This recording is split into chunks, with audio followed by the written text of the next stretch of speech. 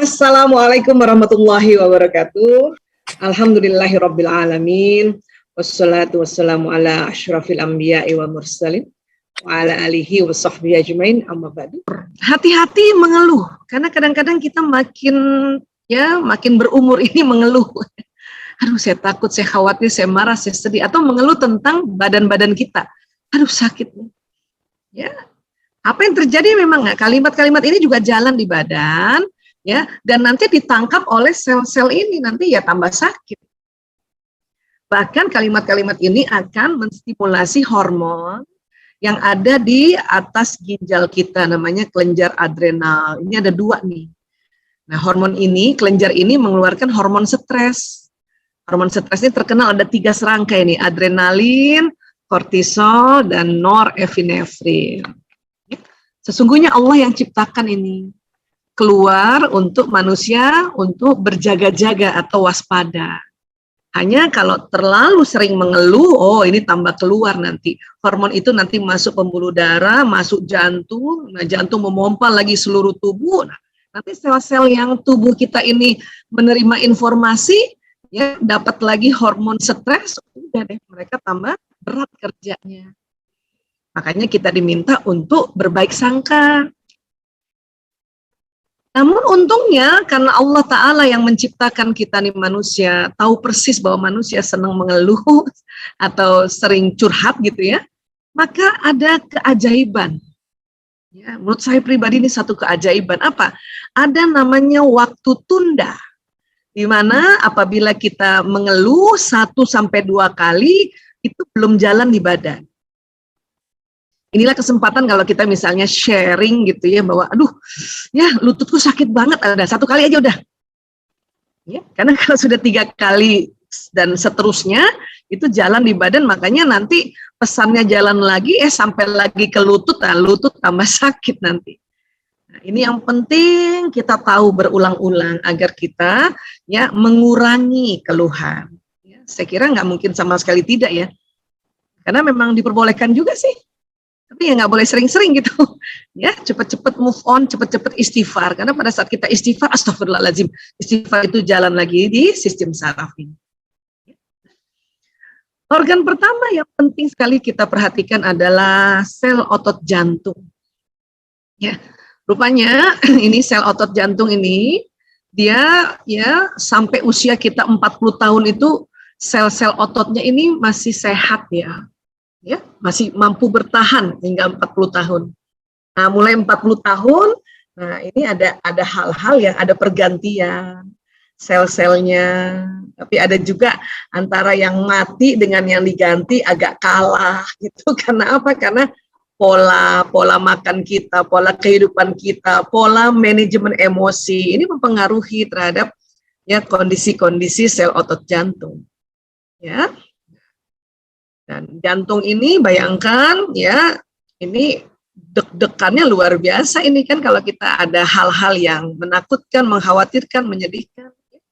Jadi sel otot di dinding jantung ini bertahan 40 tahun barulah sel-selnya berganti. Nah pada saat sel-sel yang berganti inilah terkadang percepatannya ini agak kalah dengan kondisi kita. Itulah diminta untuk mengurangi keluhan. Ya, agar apa? Agar itu tadi ya tidak membuat sel otot jantung ini berat untuk pergantiannya. Ya. Bu Aisyah, kalau jantung memompa darah itu berapa sih? Ini dia nih. Perharinya 5.500 liter. Ini udah luar biasa kerjanya nih, ajaib ini. Membawa darah yang isinya nutrisi, vitamin, mineral, dan tadi hormon-hormon.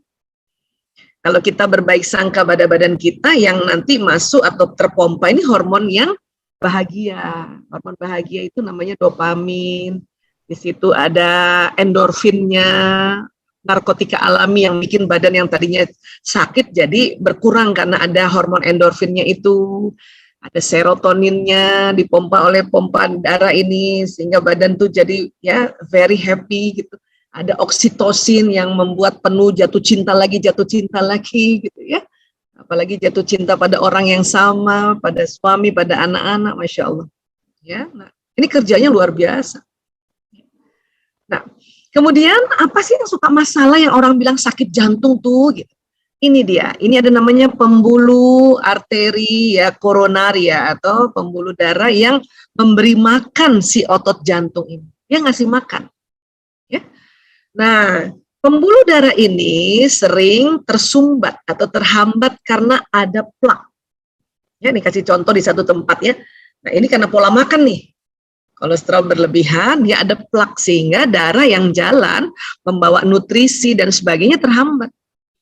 Akhirnya apa? Otot sekitar sini terjadi infak atau ya rusak.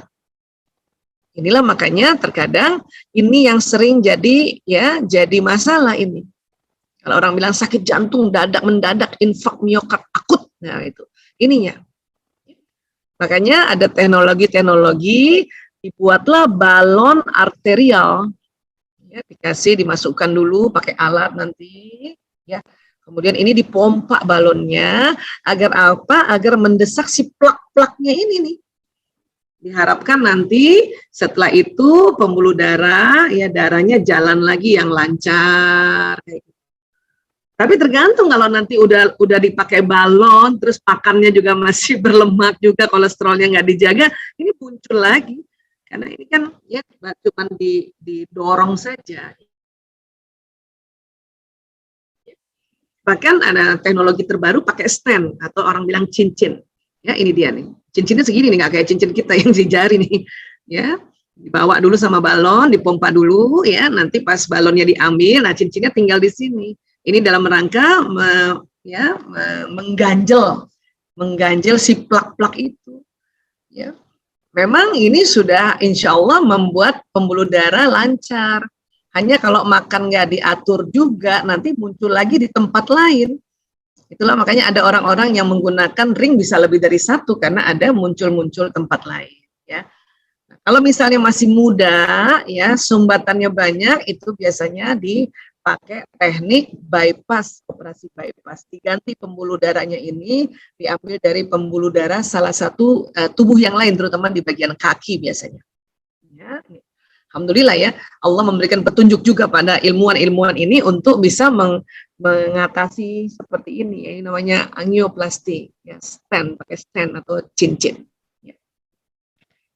Kemudian ya ada juga orang detak jantungnya yang berbeda-beda. Ini normal kan kayak gini nih, dup gitu ya, sekitar antara 80 kali atau 70 kali per menit ke 80.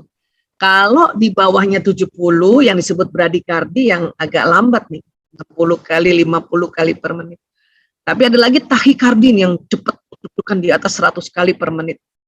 Ya, ini juga nanti yang dua ini adalah satu detak jantung ya atau irama jantung yang sebetulnya sudah ya di luar normal gitu. Ini kerja keras ini kalau tahikardi. Kalau kita tekan tuh ya. Terkadang munculnya ini karena itu tadi hormon stres tadi yang keluar banyak sekali sehingga itulah makanya mengapa kita diminta untuk tenang dulu, duduk, tarik nafas panjang, ya, kita istighfar, istirja, tenangkan supaya diharapkan ini bisa kembali ke normal lagi. Ya, nah ini yang kita perlu tahu juga kondisi di dalam jantung kita. Kemudian lever, Masya Allah ini sel lever ini 10 hingga 16 bulan tuh sel-selnya berganti, betulnya. Ya.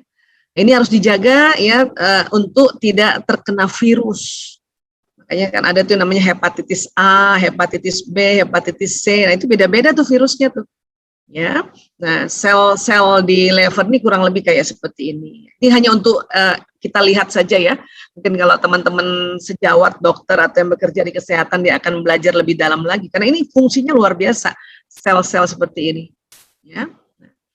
Jadi kalau kita lihat lever itu ya bentuknya segitiga seperti ini. Ada lobus yang kiri, ada lobus yang kanan. Ya. Nah, ini ada saluran-salurannya di sini. Gitu. Ya. Kemudian di belakang lever itu ada pankreas. Nah, ini dia 1 tahun nih, per 1 tahun dia ganti sel.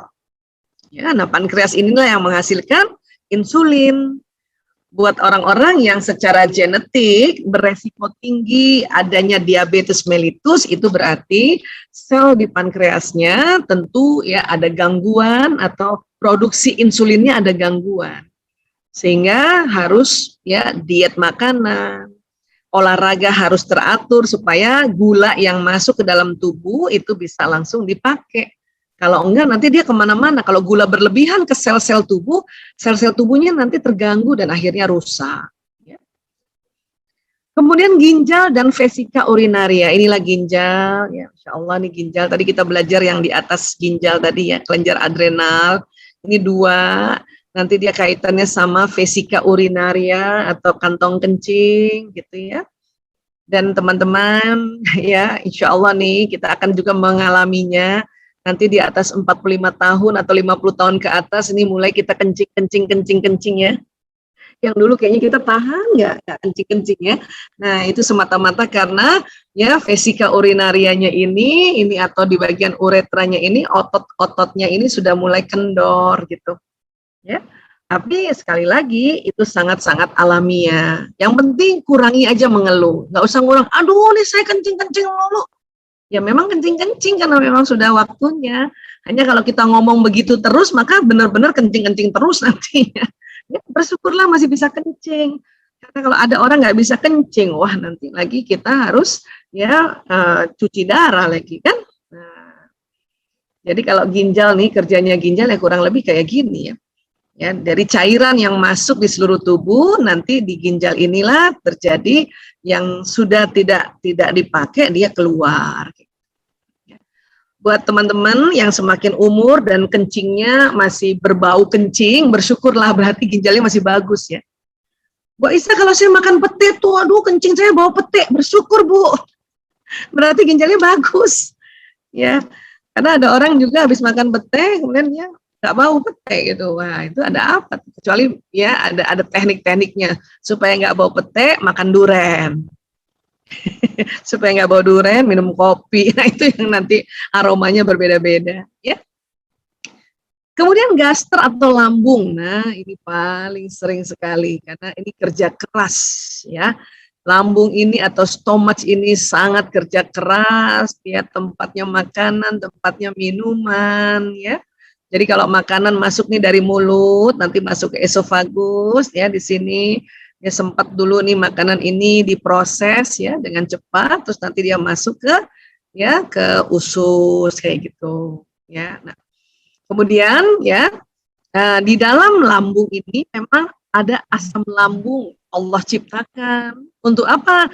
Agar makanan yang masuk dari sini itu dicuci dulu dengan asam lambung. Siapa tahu ada bakterinya, ada virusnya, ada parasitnya dan sebagainya gitu.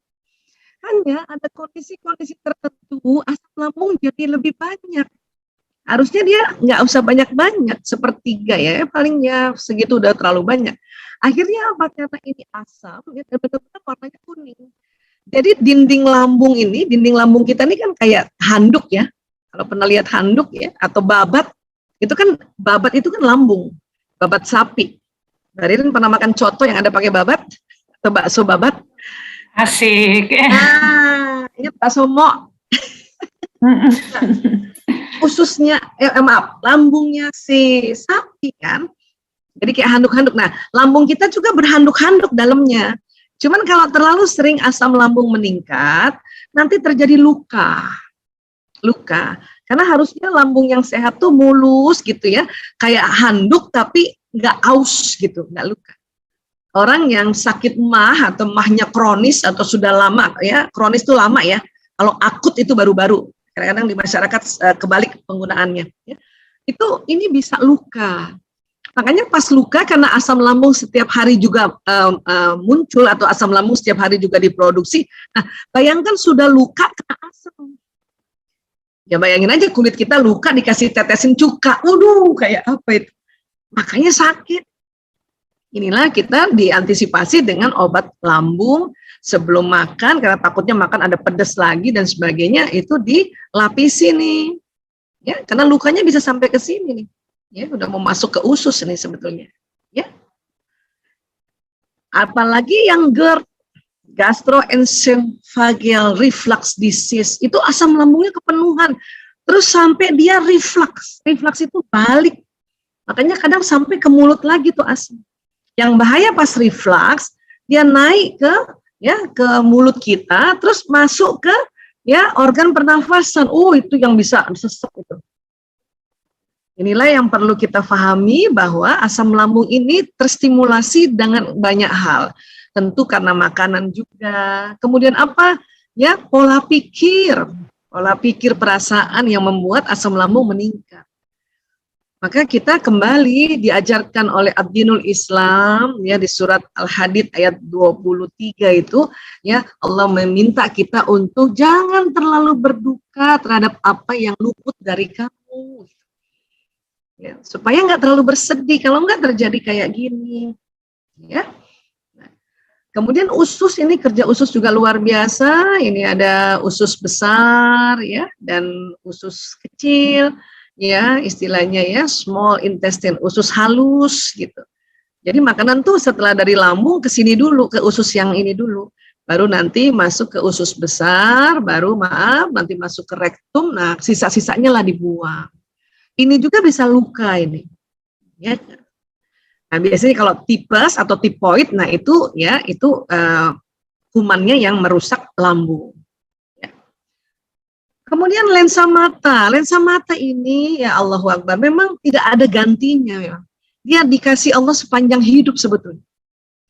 Hanya karena pola kehidupan kita ini terganggu, karena itu tadi teknologi kan mengganggu Belum lagi matahari yang langsung kepada kita, karena pohon-pohonan tuh udah mulai tertebang. Jadi terus kalau mata kita tidak pakai kacamata hitam, maka lensanya terpapar. Nah, makanya cepat banget membuat katarak.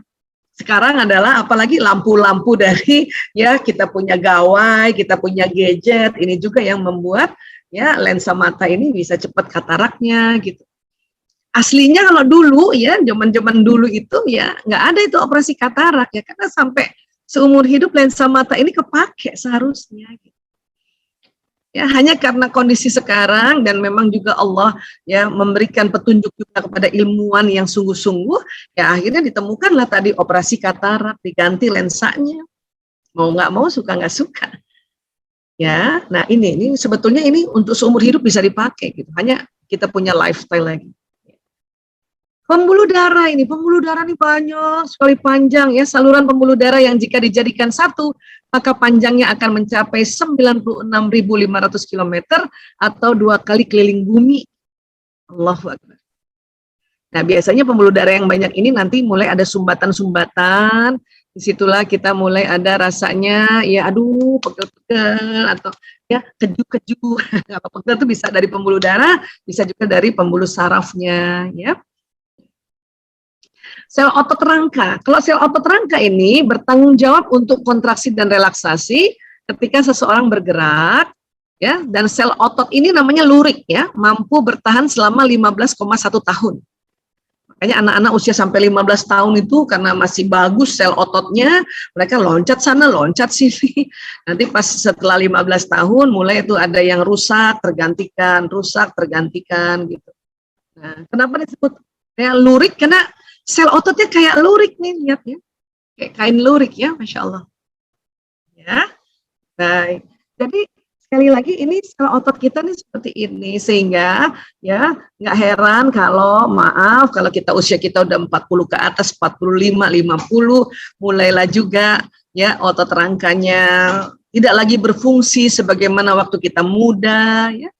Terasa nggak Rin, waktu kita SMP kan asik aja lari sana, lari sini, loncat sana.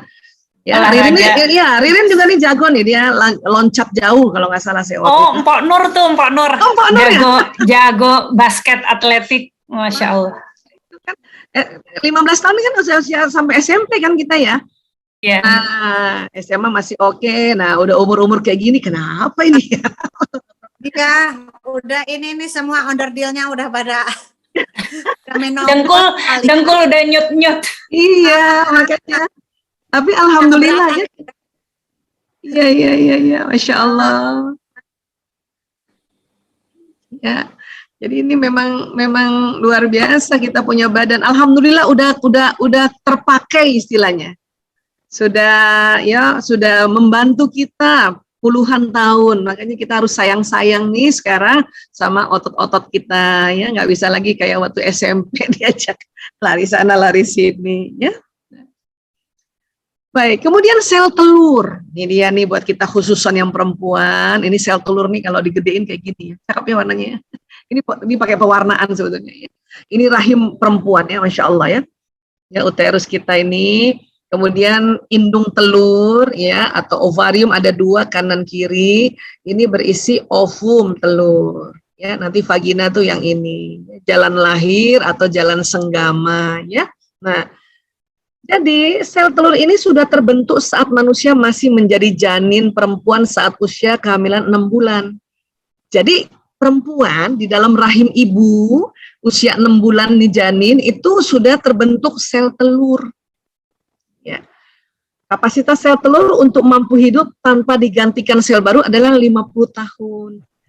Makanya mulai 50 tahun ke atas sel telur kita udah mulai pada habis tuh. Mulailah kita masuk yang disebut menopause gitu. Dan kurang lebih ya sel telur ini kalau ada telurnya ya itu barangkali ada sekitar 600 lah. 600 telur gitu. Yang nanti keluar satu persatu, kadang kanan, kadang kiri, kanan, kiri, kanan. Jadi kalau kita lihat ilustrasinya seperti ini ya per sebulan atau 28 hari keluar, kalau tidak dibuahi sel telur sama lapisan rahim ini terkelupas akhirnya jadi menstruasi.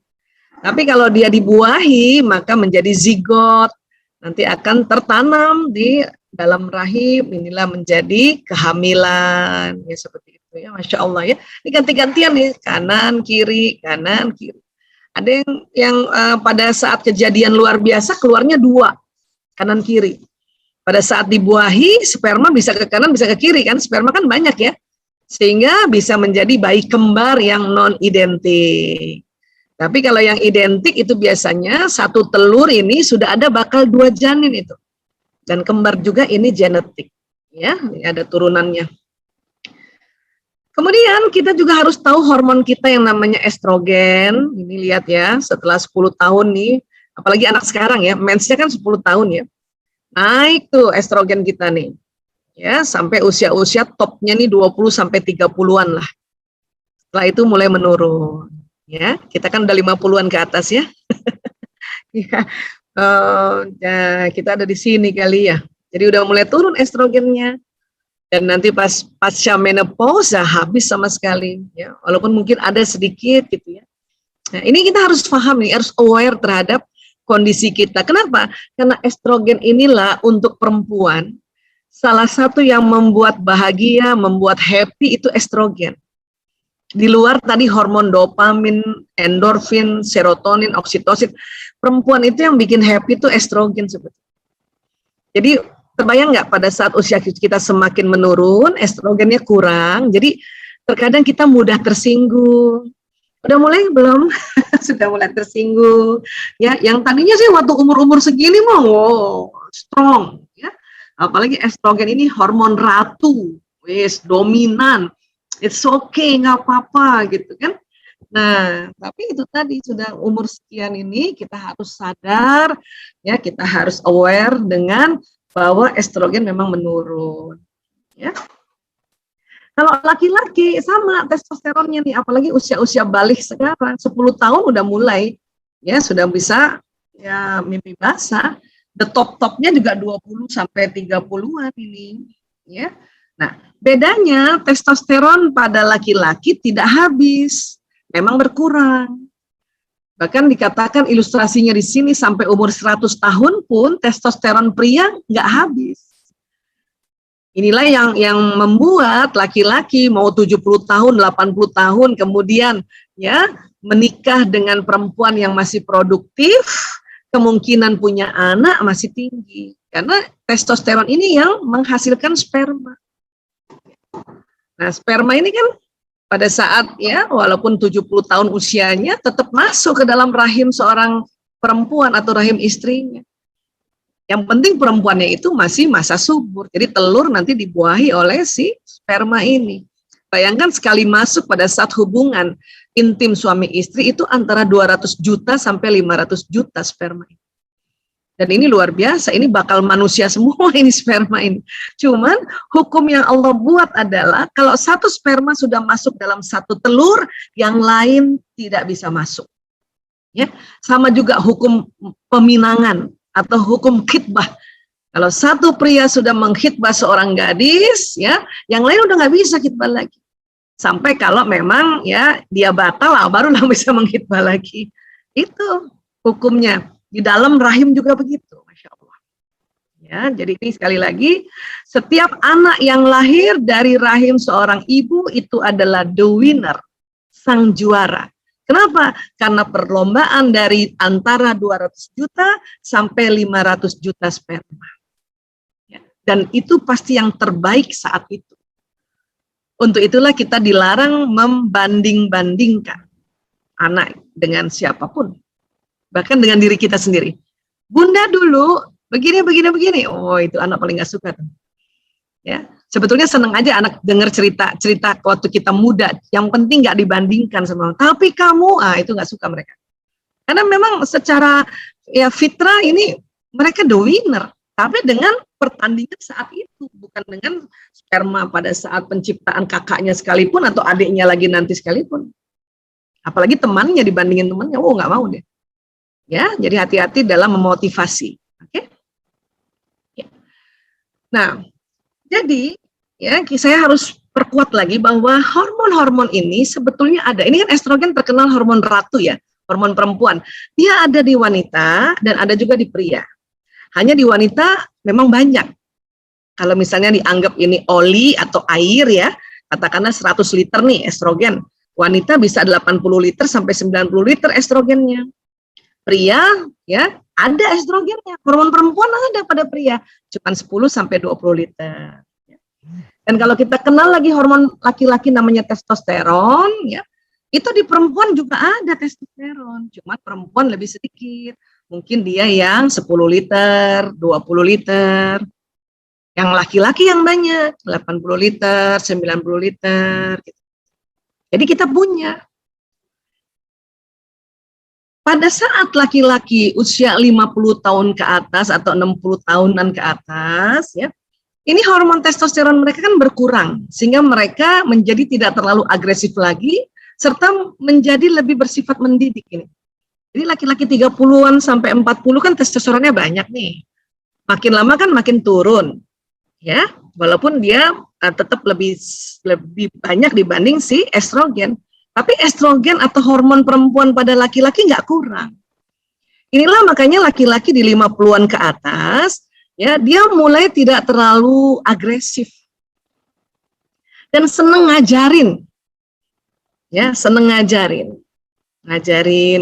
bahkan istrinya diajarin, walaupun istrinya udah tahu sebetulnya, tapi diajar.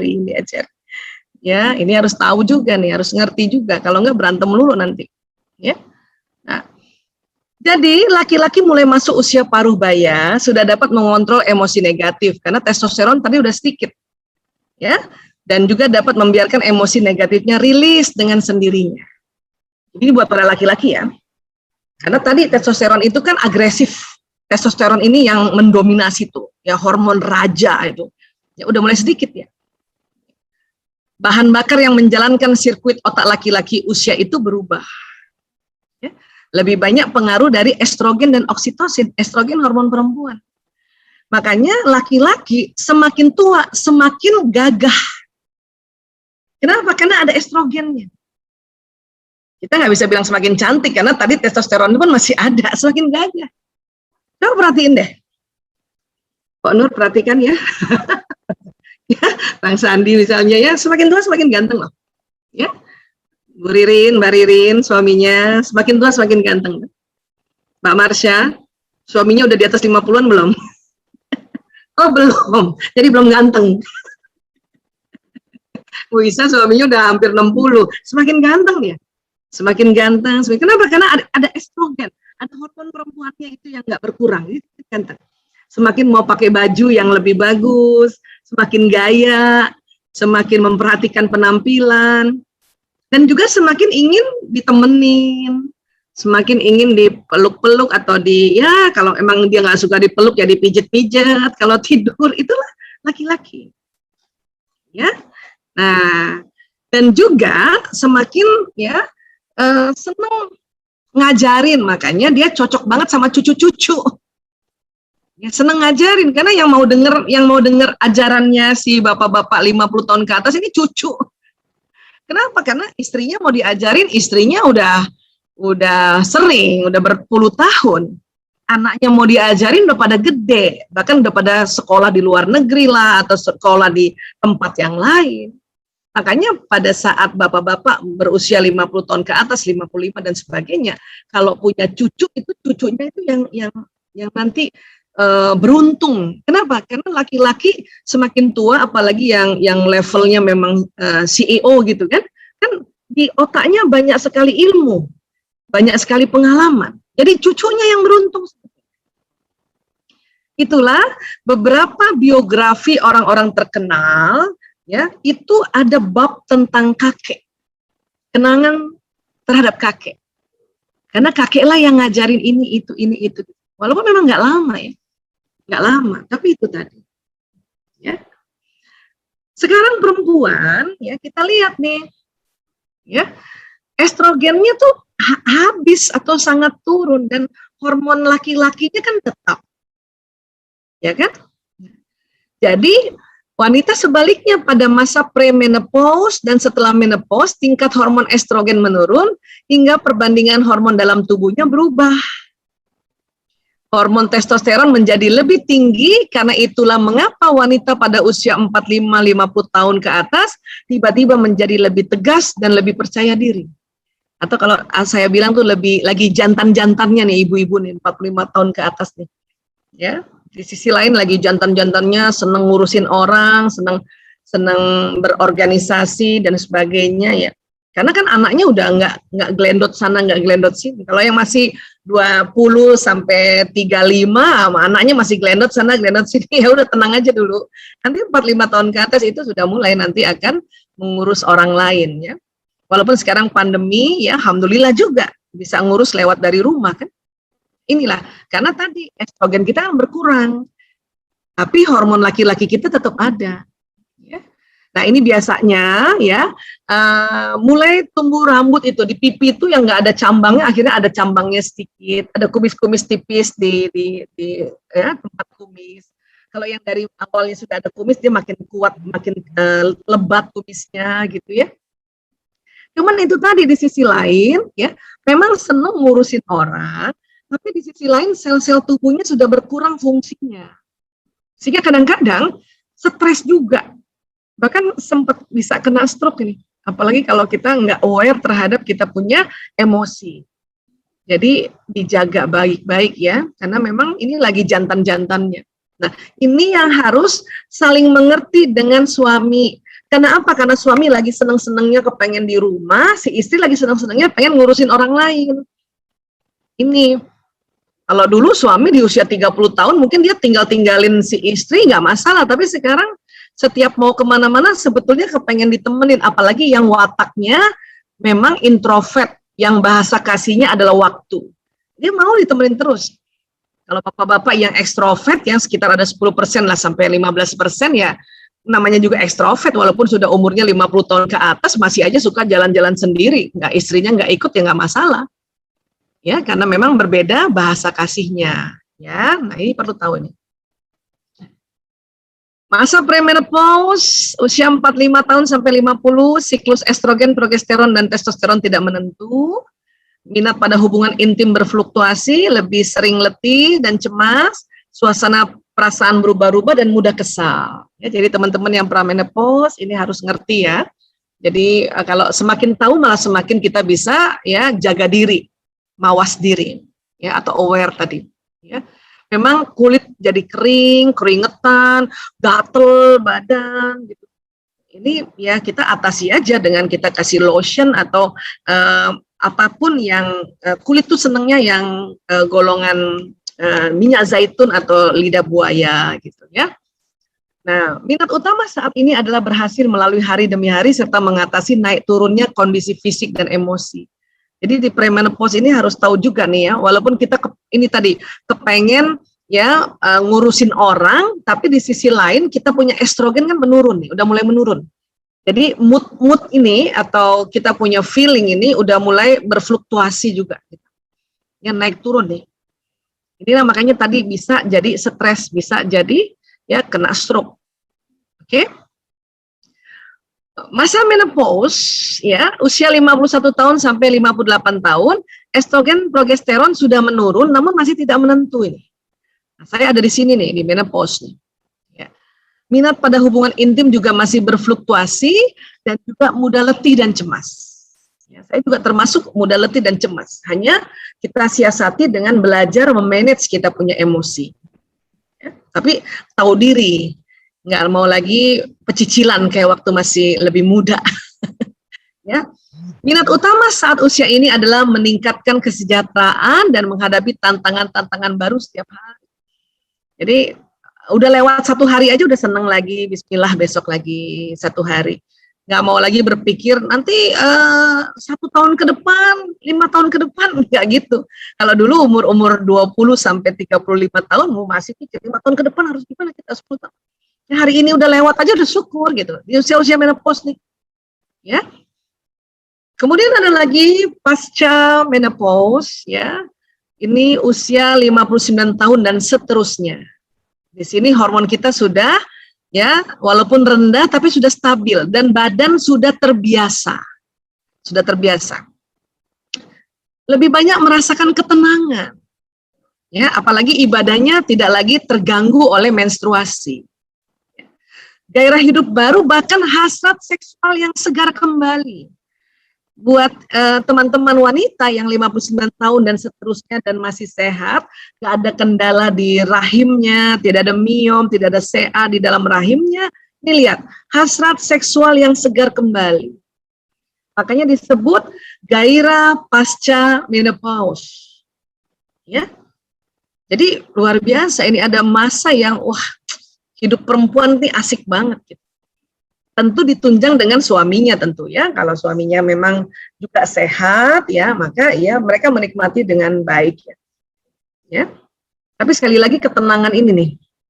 Karena kita punya ibadah tidak lagi terputus-putus karena kita masa menstruasi. Ya. Minat utama saat usia ini melakukan apa yang ingin dilakukan dan mulai tidak minat untuk mengurus orang banyak. Ya, dia jadi umur 60 tahunan itu udah, pokoknya alhamdulillah hari ini udah oke aja, nggak mau organisasi udah pasti mundur nih biasanya ya, walaupun masih senang memantau saja gitu ya. Saya untung belum 59 tahun, makanya lagi masih senang ngurusin orang, jadi mau juga untuk senantiasa berbagi. Dan tapi saya udah kebayang nih di usia 60-an ini udahlah, ya pokoknya kita yang ya melakukan apa yang ingin dilakukan aja, mulai menikmati gitu. Ya paling nanti kalau ada cucu gitu ya. Tapi ingat nih, buat ibu-ibu muda yang masih punya ibu atau punya mertua, ya jangan titipin anak terlalu banyak di usia orang tua kita atau ibu kita yang sudah 59 tahun ke atas, udah nggak sanggup. Kalaupun titip ya sudah, ya titip juga asistennya atau babysitternya, karena ini udah memang secara fisik, secara emosi, secara hormonal ini memang ya udah nggak minat lagi ngurus orang banyak, walaupun senang punya cucu. Oke, ya. Kemudian sekali lagi ya, sedikit lagi ya, tubuh manusia kan ini tadi nih, yang badan seluler ini. Kita ya saat ini udah usia 45 tahun ke atas, harus senantiasa berterima kasih kepada sel-sel ini, pada organ-organ tubuh, karena dia telah menemani kita berpuluh tahun. Kalau kita berterima kasih, sel-sel tubuh ini happy, gembira. Makanya mereka semua kompak untuk ya bertahan hidup untuk seseorang yang menghargai atau berterima kasih. Ya. Kita lafazkan terima kasih ya Allah, alhamdulillah ya Allah, wahai sel-sel paruku terima kasih, jantungku, lambungku, ususku, ginjalku, limpaku, kakiku, lututku. Ini harus terima kasih. Ya, karena mereka senang banget kalau diajak bicara. Ya. Kemudian tubuh manusia selain badan seluler, saya pernah juga bahasnya di MT An-Nur ya, ada namanya gelombang atau namanya badan bioplasmik. Saya bahas lagi, tapi ada kaitannya dengan tubuh kita ya, tubuh makin berumur ya. Jadi gelombang ini ya, ini kan dipakai untuk doa, ya kan?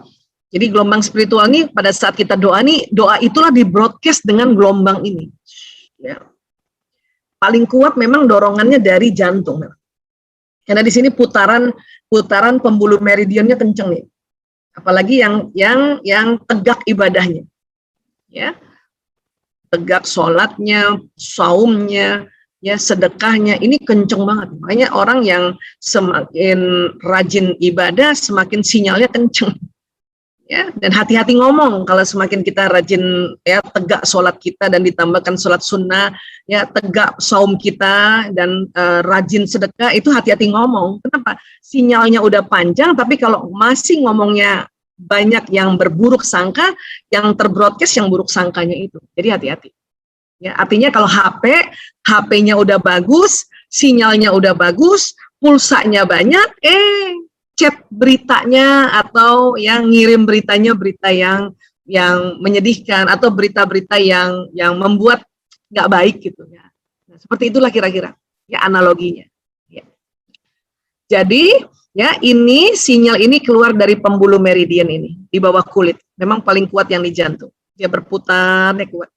Apa yang di broadcast itu tadi apa yang diucapkan, apa yang dipikirkan, apa yang dirasakan. Apa yang dilihat, apa yang didengar jalan, ya. Nah pada saat kita berdoa itulah doa ini terkirim ke alam semesta. Dan gelombang ini bukan hanya membroadcast, tapi dia menarik peristiwa karena dia ada magnetnya. Wabil khusus yang di daerah jantung, karena jantung ini perkumpulan darah di dalam jantung. Dan darah ada zat besinya. Zat besi ini adalah bahan dasar untuk magnet tubuh. Makanya doa ini akan ditarik. Itulah kenapa kita disuruh berdoa. Semua agama disuruh berdoa. Kenapa? Karena Allah sudah menciptakan mekanisme yang luar biasa. Jadi doa itu nggak sembarangan. Doa itu bukan hal yang ya cuman doa aja, cuman sebagai kalimat-kalimat yang kayaknya jadi terlalu biasa. Doa ini luar biasa. Ya, insya Allah. Nah, kemudian Rasulullah bersabda ya, ad-du'a'u silahul mu'minin. Doa itu senjata mukmin, wa imaduddin, tiang agama, wa nurus samawati wal ard, serta cahaya langit-langit dan bumi. Ya. Makanya ternyata kalau doa itu senjata. Jadi belum apa-apa kita udah dikasih senjata. Ya. Tiang agama, orang yang senantiasa berdoa, agamanya tegak. Ya, bahkan di dalam semua ibadah kita tuh isinya doa. Yang satu lagi, cahaya langit-langit dan bumi. Ya. Jadi rupanya ya orang yang berdoa itu keluar sinyal, terutama dari jantungnya itu cahaya langit itu. Itulah makanya orang melihat hadis ini, ilmu energi mengatakan, bener banget itu. Makanya doa ini bisa kita panjatkan untuk siapa saja, ini nembus ruang, nembus waktu, nembus alam. Jadi kita harus sungguh-sungguh dalam berdoa ini. Ini senjata. Apalagi doa ini disebutnya teknologi spiritual. Ya. Nah. Yang luar biasa adalah pada saat usia bertambah, sinyal ini makin panjang dibanding waktu masih usia muda. Kenapa begitu? Karena ibadah kita udah semakin banyak, bukan? Sholatnya semakin banyak, saumnya semakin banyak, ya kan? Sedekahnya semakin banyak. Kenapa? Karena ibadah itu yang membuka atau putaran dari pembuluh meridian ini. Katakanlah misalnya nih kita umur 55 gitu kan. Mulai sholatnya kan waktu umur 5 tahun. Berarti kan ada 50 tahun kita sholat. Walaupun mungkin ada berhenti-berhentinya buat yang perempuan. Tapi kan 50 tahun sholat, maka pembuluh meridian ini sudah semakin lancar. Makanya sinyalnya lebih panjang dibanding waktu kita masih lebih muda. Ya. Puasa juga begitu, kalau mulai puasanya 5 tahun dan sekarang umurnya 55, katakanlah berarti kan puasanya udah 50 kali setiap tahun. Puasa yang wajibnya itu, puasa Ramadan, belum lagi sunnahnya. Karena kita semakin tua, karena tidak terganggu dengan mens, makanya sholat kita semakin banyak, puasa kita semakin banyak. Apalagi sedekahnya, wow kencang nih, mantap. Itulah semakin usia kita, harusnya kita semakin bersyukur dan semakin gembira. Kenapa? Senjatanya semakin terasah, ya, agamanya semakin, tiang agamanya semakin tegak, dan cahaya nih yang menghantarkan pesan doa semakin panjang dan semakin afdal dia punya doa. Itulah doa restu orang tua dan orang yang dituakan itu keren banget. Ya. Sinyal ini sendiri aja bisa membroadcast doa, apalagi kalau bareng-bareng kita doa. Tapi kan sekarang pada di rumah masing-masing, Bu Aisyah.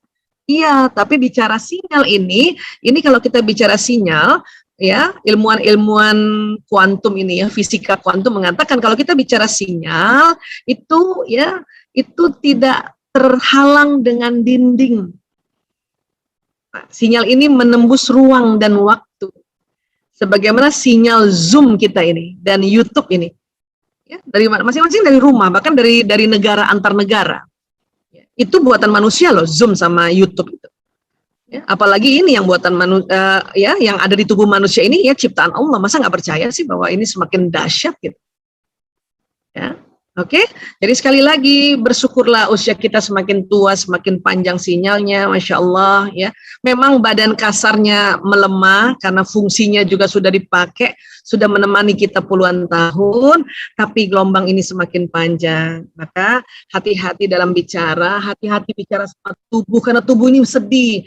Ya, aduh nih, ya sakit nih bokong aku. Aduh, satu kali oke. Lebih dari itu tubuh sedih karena tubuh dengar. Ya, kalau sel bisa ngomong, dia mau bilang apa coba? Kebangetan banget nih orang. Udah kita temenin puluhan tahun, masih aja ngeluh. Pengennya dia ngomong kayak gitu tuh. Untung dia nggak ngomong kayak gitu. Sebetulnya mau ngomong kayak gitu. Ya, jadi sekali lagi ya berterima kasih kita pada tubuh kita ya. Allahu Akbar, terima kasih ya Allah, dan sambutlah usia tua ini. Makanya dikatakan semakin menua semakin bahagia. Ya, tentunya harus tahu sedikit aja. Sudah tahu sedikit ini insya Allah semakin bahagia.